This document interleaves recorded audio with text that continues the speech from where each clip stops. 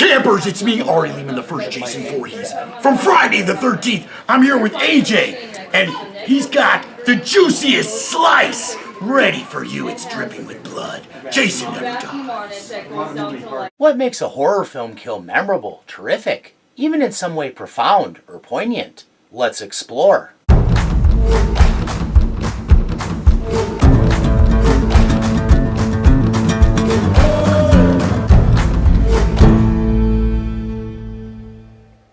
Thanks for checking this out. If anything about it trips your fancy, please like, subscribe, and share. Oh, yes. Without further ado, reopen that hotel.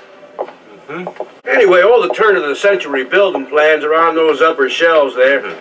They should be under what the card says, N13012. The clerk's helpfulness Well, let's get him down and look at him. only extends so far. You surprised me, Mr. Avery. You haven't heard about our town employee's latest labor victory? And he has a compelling reason why Martin will have to go it alone. Yeah, it was something about lunch. An earlier break. I'm sure you'll be okay on your own. I'll be out till, I don't know, 1 or a quarter of. You've gotta love Southern hospitality. You feel completely at home now, you hear? The clerk leaves Martin to it, something he might regret based on the mess he'll return to. Have a happy lunch. Thank you. Our ill-fated gent goes searching for the seven-door hotel's blueprints because reasons. I'm gonna lock the door, that way you won't be disturbed. Oh, he's going to be disturbed. Now then, M13012. At least the volume he seeks isn't hard to find. But then all things considered, maybe had the tome been missing, he might have been spared what awaits him momentarily. Hotel. 7 doors. A discovery in the blueprints that evidently mystifies Martin. What the?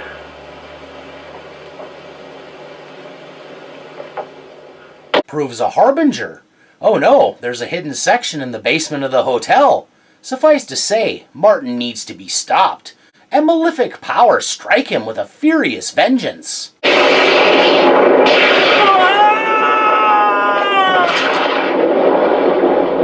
First shocked by a sudden attack by a localized lightning storm, the impact with the floor did a lot worse than knocking the wind out of him, outright incapacitating him with a snapped neck, and, more importantly, leaving him extremely vulnerable.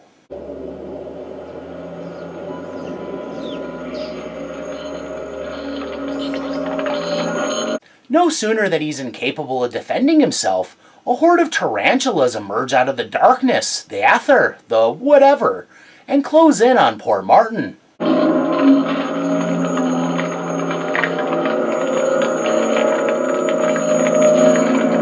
Clerks' offices are known for having tarantula infestations, right?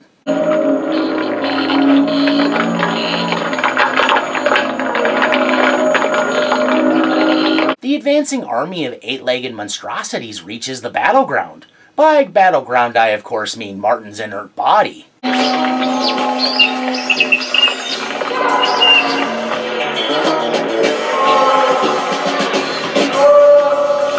The cache of arachnids soon overtakes the hapless and helpless man.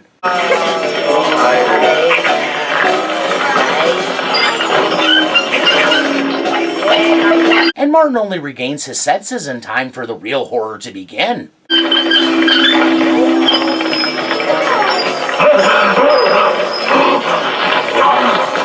Wide awake for the vulnerable flesh rending,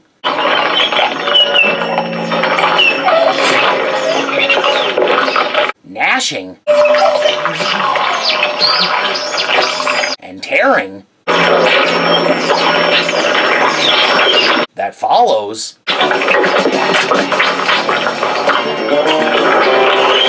Suffering through the horror of it in a way that can only be described as one of the nastier ways to go out. The prickly creatures masticate, chomp, and gnaw at him.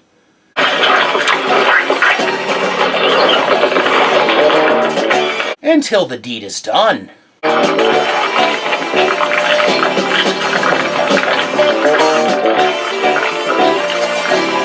Then, as if they were never there, the tarantula army recedes back into the paranormal dimension from which they sprang.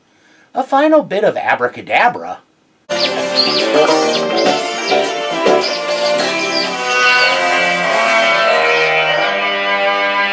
Blanks out the hotel blueprints page to a degree much greater than Whiteout could accomplish.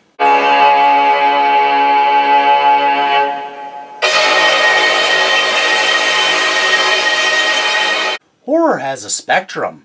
It has levels. And when an exit presses to the extreme end and rises to the top heights, it by default tends to be extraordinary.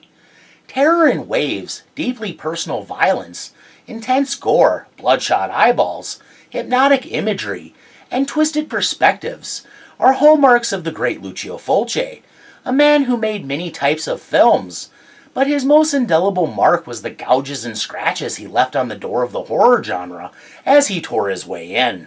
Some horror filmmakers gain such a powerful reputation just their fingerprint on an exit can make it extraordinary. Lucio Fulci was such a creator of the macabre. His stamp on the giallo subgenre as prominent as the others who make up the giallo Mount Rushmore: Mario Bava, Dario Argento, and Sergio Martino. Well, I'm sincerely glad to hear that, for all our sakes. Many accuse the majority of his horror films of being nonsensical, and that may hold true. What are you talking about? But with their imagery, pacing, and permeating vibe engendering the spectrum of ill feelings, from slight unease to outright terror, whether or not all the hows and whys are explained to everyone's satisfaction is moot. His films accomplish the most important aspect of horror flicks. They're scary. Yep, that stands up to scrutiny. Maybe there's something lost in translation, and that's where a lot of the anti-logic, as horror film scholar John Kenneth Meare terms it, derives.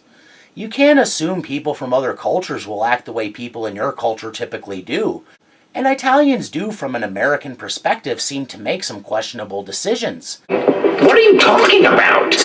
But I don't think, if true, that hurts these films. No matter what, Fulci's death sequences tended towards the memorable, oftentimes being particularly splattery, creative, and violent. Fulci wasn't about subtlety or delicacy or observing any form of tastefulness. Some folks have a strange idea of entertainment. If a hammer would be good, a sledgehammer would be better. That was his technique, his aesthetic, his mantra. With an eye toward amplifying ghastliness as stylishly as possible, he brought a sense of panache and flair that were the signatures that won him an everlasting fan base.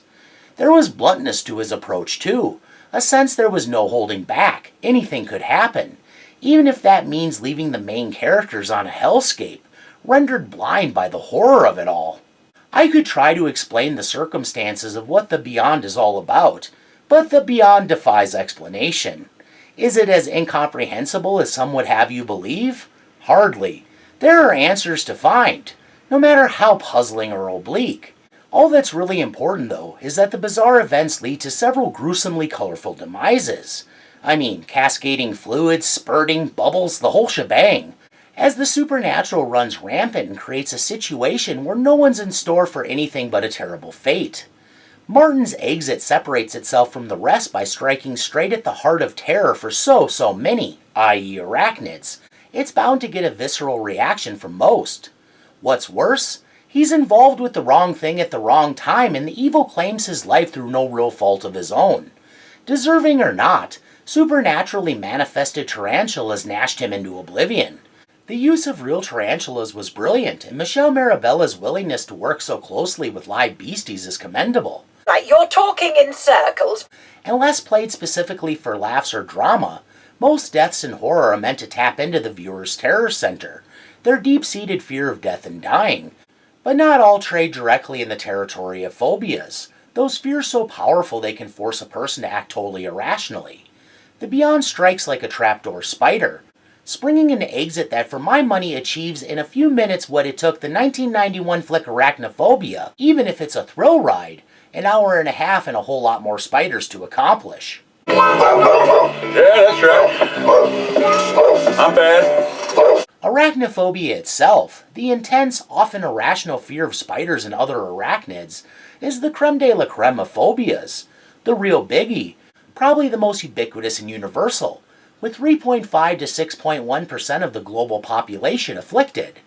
That's in the range of 280 to 488 million people who screech when a spider propels down from the ceiling in front of their faces.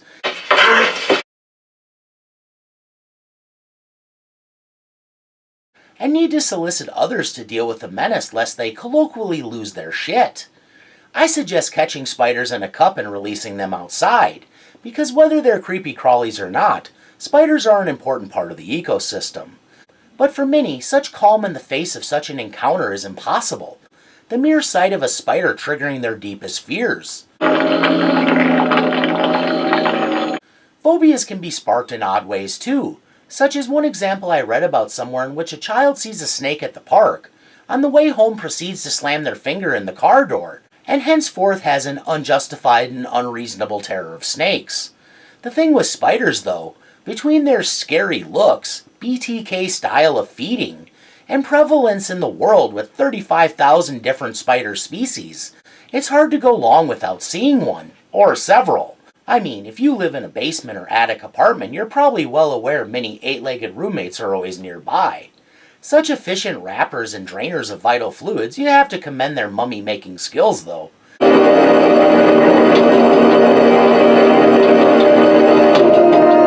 What I'm getting at, with such prevalence and intimidating appearances, it's no wonder arachnophobia infiltrates the human psyche so deeply. That's not even taking into account the possibility genetically innate fear passed down generationally from ancient times also has a bearing.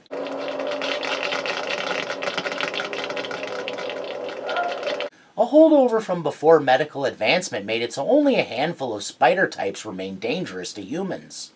Like many creepy crawlies, most tarantulas look scarier than they actually are, since the damage they can cause is for the most part nominal.